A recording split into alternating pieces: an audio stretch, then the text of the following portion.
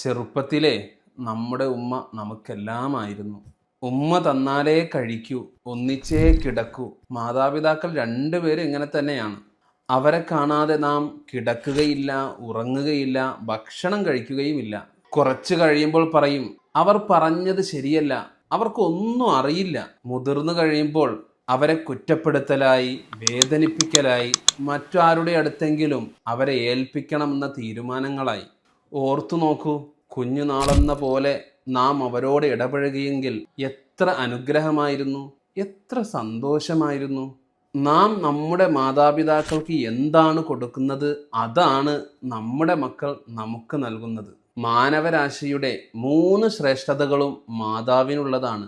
അത് കഴിഞ്ഞ് 4ാമത് പിതാവിനുള്ളൂ.